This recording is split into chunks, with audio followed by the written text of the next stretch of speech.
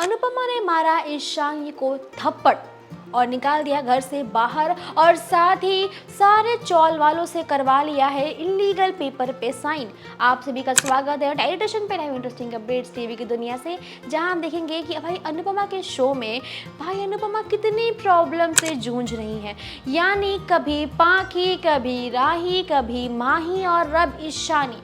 आप सभी को पता है कि ईशा किसकी बेटी है? ईशू है हमारी पाखी की बेटी, यानी सेल्फ लवर, सेल्फिश, अपना काम बनता भाड़ में जाए जनता, यही उनका काम है भाई। जैसे ही काम मिल गया है उन्हें, इंडस्ट्री में वर्क कर रही है भाई, एक्ट्रेस बन गई हैं, काम की रिस्पेक्ट तो बिल्कुल भी नहीं है। और साथ ही साथ जिसकी वजह से वो इतनी बड़ी मुसीबत से बाहर आई, जिन्होंने समझाया, संभाला, मुंबई लाई, रहने को जगह दिया, काम मिलने में हेल्प की, और आज उन सब की वजह से ही ईशू वहाँ पहुँची है। लेकिन एहसान फरामोश जो इंसान होता है ना, वो बिल्कुल ईशू जैसा ही होता है।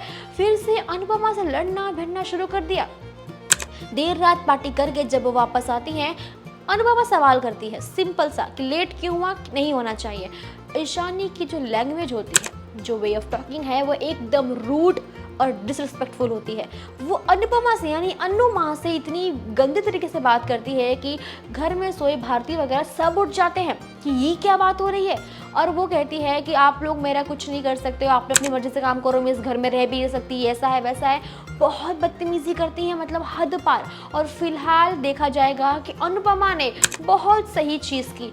अनुपमा ने जोरदार थप्पड़ जड़ दिया गाल पे और कह दिया कि अगर इस घर में हमारे तरीके से नहीं रह सकती और इतने ज़्यादा घमंड है तुम्हें तुम्हारे छोटे से काम मिलने पे, जो कि वजह भी हम सब लोग हैं, तो तुम इस घर से निकल जाओ। और धक्के दे के घर से बाहर निकाल देती हैं। और दूसरी तरफ भारती की जो शादी है वो पक्की कर देती हैं रजनी के बेटे के साथ में, जिसकी खुशियाँ पूरे चौल में मनाई जा रही हैं। और दूसरी तरफ देखेंगे भाई, राही का एग्ज़ाम है, उनकी प्रिपरेशन बिल्कुल नहीं हुई है, पर हमारे प्रेम अच्छे हस्बैंड की तरह उनको हेल्प करते हैं अच्छे से पढ़ाई पूरी करने में, और पढ़ाई पूरी भी हो जाती है। और नेक्स्ट डे एग्ज़ाम है भाई। राही हमारी टिपिकल बहू से ज़्यादा बेटी वाली फीलिंग देती है, सुधा जी के पैरों में गिर जाती हैं कि ज़बरदस्ती आशीर्वाद दे दीजिए वरना मैं फेल हो जाऊंगी।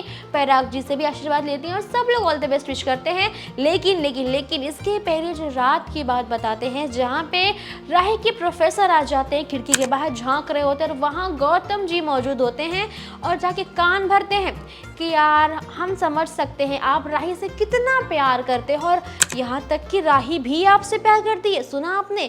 गौतम ने यहाँ उसके मन में एक अलग ही कहानी भर दी है कि उन्हें ये फील हो गया है कि राही भी उनको पसंद करती है, और साथ ही साथ ये भी कह दिया कि प्रेम बिल्कुल राही को प्यार नहीं करता, टाइम नहीं देता।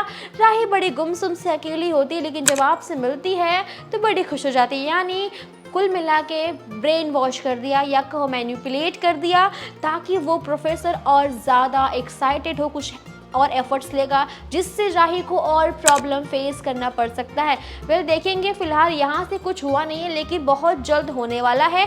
और एंड में दिखाया जाएगा जब अनुपमा शगुन की चीज़ें लेके रजनी के घर पहुँचती है, तो रजनी कहती है अगर शादी तक पेपर्स भी साइन हो जाएंगे तो अच्छा हुआ, नहीं तो कोर्ट के काम में और वक्त लग जाएगा।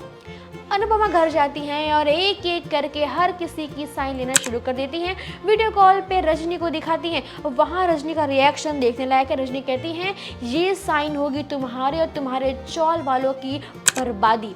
यानी रजनी फुल मोड में है विलन के।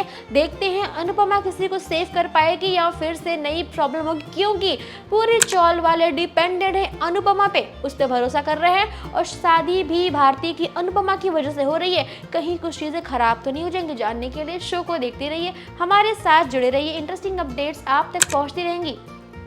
तो सब्सक्राइब करना ना भूलिएगा टीवी स्टेशन को।